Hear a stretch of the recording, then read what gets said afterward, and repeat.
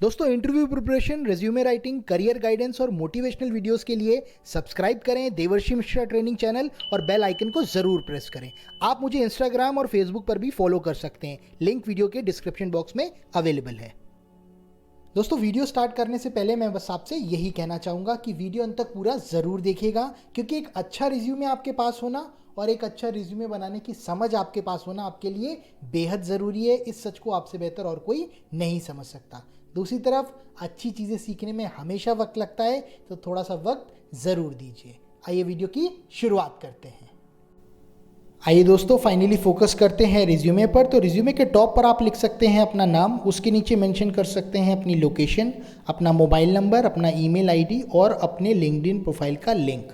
दोस्तों लिंक्डइन एक professional networking site है और हर एक कैंडिडेट को अपना लिंक्डइन प्रोफाइल ज़रूर बनाना चाहिए, क्योंकि दुनिया भर के वर्किंग प्रोफेशनल्स लिंक्डइन के थ्रू आपस में कनेक्ट रहते हैं और दुनिया भर के एचआर और रिक्रूटर लिंक्डइन के थ्रू कैंडिडेट्स को हायर भी करते हैं। तो अगर आपने अपने रिज्यूमे में अपने लिंक्डइन प्रोफाइल का लिंक मेंशन किया है तो चांसेस बनते हैं कि कंपनी का एचआर या रिक्रूटर आपकी प्रोफाइल विजिट करे। और अगर आपका प्रोफाइल बहुत मजबूत बना हुआ है तो इसका फ़ायदा भी आपको मिलता है। कई बार आपका रिज्यूमे शॉर्टलिस्ट हो जाता है, कई बार आपको बेहतर कंपनी में इंटरव्यू का मौका भी मिलता है। तो अपने रिज्यूमे में अपने लिंक्डइन प्रोफाइल का लिंक ज़रूर मेंशन करें। आइए दोस्तों अब नज़र डालते हैं रिज्यूमे में करियर ऑब्जेक्टिव पे, जो कि कुछ इस प्रकार है। Seeking job opportunity as a telecaller with a progressive organisation where I can utilise my skills and contribute to the growth of the organisation. इसका अर्थ ये है कि कैंडिडेट एक प्रगतिशील ऑर्गेनाइजेशन में टेलीकॉलर की जॉब का अवसर ढूंढ रहा है, जहां पर वो अपनी स्किल्स का उपयोग कर सके और साथ में ऑर्गेनाइजेशन की उन्नति में भी अपना योगदान दे सके। तो अगर आप टेलीकॉलर की जॉब ढूंढ रहे हैं तो इस तरीके का एक स्पेसिफिक करियर ऑब्जेक्टिव आप अपने रिज्यूमे में लिख सकते हैं। करियर ऑब्जेक्टिव के बाद नज़र डालते हैं प्रोफाइल समरी पर। तो मैं आपको बताना चाहता हूं, अगर आपके पास वर्क एक्सपीरियंस नहीं भी है तो भी आप अपने रिज्यूमे को बेहद प्रोफेशनल बना सकते हैं सही तरीके से प्रोफाइल समरी को लिखकर। कैसे, आइए देखते हैं। यहाँ पर देखिए पहले पॉइंट में कैंडिडेट ने लिखा हुआ है कि उसके पास में एक्सीलेंट कम्युनिकेशन और टेलीफोनिक स्किल्स है, मतलब उसके पास बातचीत का उत्कृष्ट कौशल है और उसके साथ साथ उसको पता है कि टेलीफोनिकली किस तरीके से बात की जाती है, वो स्किल्स भी उसके पास हैं। दूसरे पॉइंट में देखिए लिखा हुआ है ability to convince potential customers over phone, मतलब वो कस्टमर्स जो कि अच्छे कस्टमर हैं जिनसे बिजनेस हो सकता है, कैंडिडेट में योग्यता है कि वो उनको कन्विंस कर पाए, मतलब राज़ी कर पाए, मना पाए, ये योग्यता भी कैंडिडेट रखता है।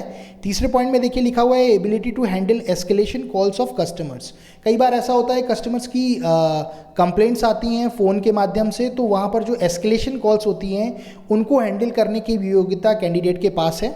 उसके बाद देखिए लिखा हुआ है effective time management and problem solving skills. Candidate के पास में समय प्रबंधन की और समस्या को हल करने की कौशल है, स्किल्स हैं।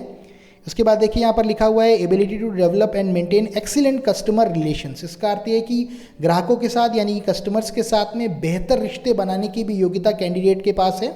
Last but not the least देखिए यहाँ पर लिखा हुआ है team player with optimistic attitude, मतलब कैंडिडेट एक टीम प्लेयर है और उसके पास सकारात्मक दृष्टिकोण है। तो देखिए इस तरीके से आप अपनी प्रोफाइल समरी में वो सारी चीज़ें मेंशन कर सकते हैं जो एक टेलीकॉलर को चाहिए होती हैं, जो एक टेलीकॉलर की जॉब के लिए बेहद इंपॉर्टेंट है।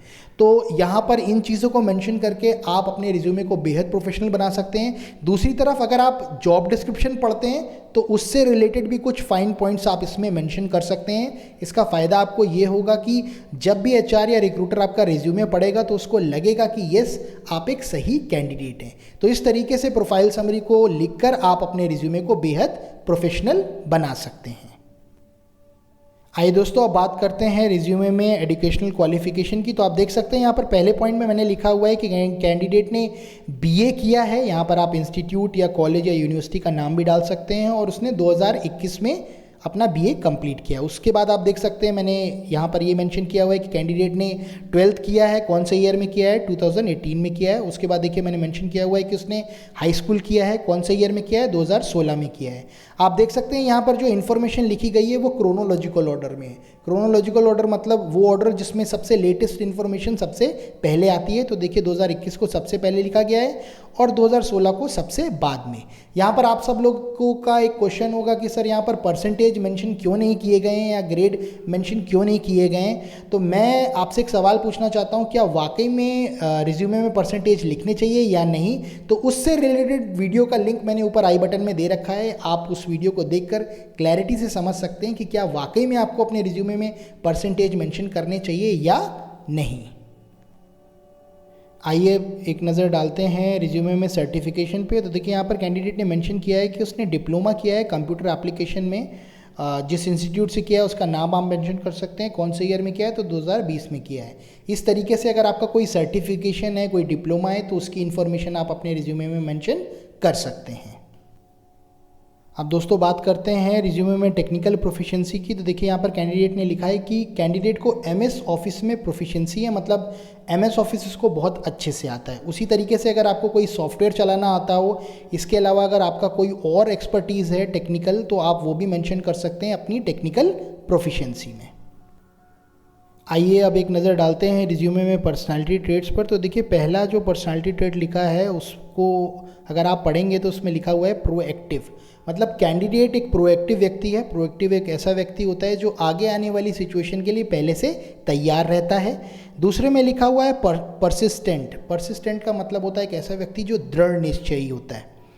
तीसरे पॉइंट में लिखा हुआ है परसुएसिव। परसुएसिव एक ऐसा व्यक्ति होता है जो लोगों को मनाने की या राज़ी करने की योग्यता रखता है। तो ये तीनों योग्यताएं बहुत ज़रूरी हैं एक टेलीकॉलर के लिए। और अगर आप अपने रिज्यूमे में अपने पर्सनालिटी ट्रेट्स के बारे में लिख रहे हैं तो हमेशा याद रखिए उन पर्सनालिटी ट्रेट्स को ही लिखिए जो आपको उस जॉब के लिए एक सही उम्मीदवार ठहराते हैं। बहुत कॉमन पर्सनालिटी ट्रेट्स को लिखने की ज़रूरत आपको नहीं है।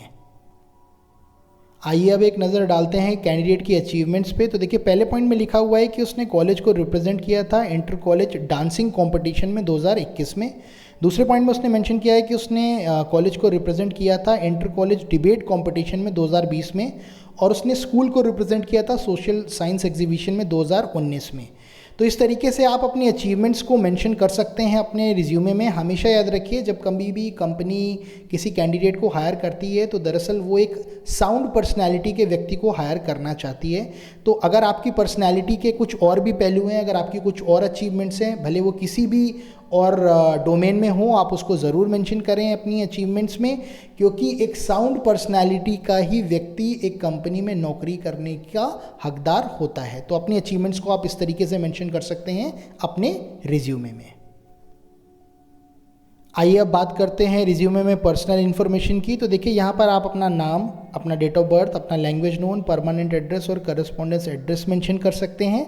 और last but not the least आप डिक्लेरेशन मेंशन कर सकते हैं, जिसमें आप लिख सकते हैं कि जो भी इन्फॉर्मेशन आपने दी है अपने रिज्यूमे में वो सत्यापित है और आप उसकी पूरी जिम्मेदारी लेते हैं। नीचे देखिए डेट, प्लेस और सिग्नेचर का ऑप्शन होता है, जहाँ पर आप डेट मेंशन कर सकते हैं, प्लेस मेंशन कर सकते हैं और अपना सिग्नेचर भी कर सकते हैं। तो इस तरीके से आप एक रिज्यूमे बना सकते हैं अगर आप एक फ्रेशर हैं। और अगर आपको बिल्कुल आइडिया नहीं है कि एक बेहतर रिज्यूमे कैसे बनाया जाता है, तो ये फॉर्मेट आपकी बहुत मदद कर सकता है।